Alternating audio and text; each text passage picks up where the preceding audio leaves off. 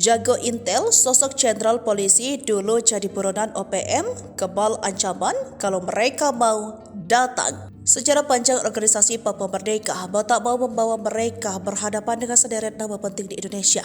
Apalagi ulah OPM sudah dicap membuat meresahkan di tanah Papua. OPM tak segan melawan pemerintahan Indonesia yang sah baik kepada warga sipil maupun birokrat penting di tanah Papua. Rekam jejak menarik yaitu kalau OPM melabeli seorang jenderal dari Polri menjadi buronan mereka. Sosok tersebut ialah Paulus Waterpauw. Ia diketahui merupakan pensiunan Polri dengan pangkat terakhir Jenderal Bintang 3. Dikutip Wikipedia, Paulus menjabat sebagai Deputi Bidang Pengelolaan Potensi Kawasan Perbatasan BNPB sejak 21 Oktober 2021. Ia juga pernah menjabat sebagai pejabat Gubernur Papua Barat mulai 12 Mei 2022.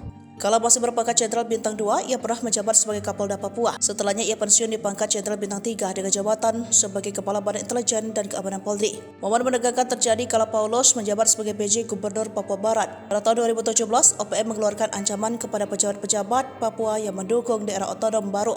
Ancaman tersebut disebarkan melalui rekaman video yang dikirim oleh juru bicara TPNPB OPM Sebi Sambam.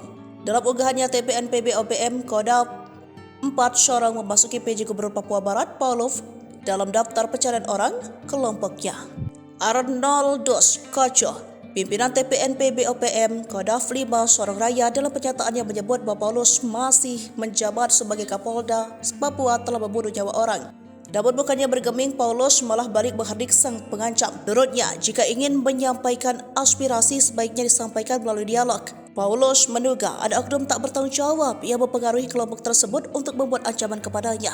Namun ia tak mau ambil pusing dengan ancaman tersebut. Mantan Kapolda Papua ini mengaku tak punya permasalahan dengan siapapun.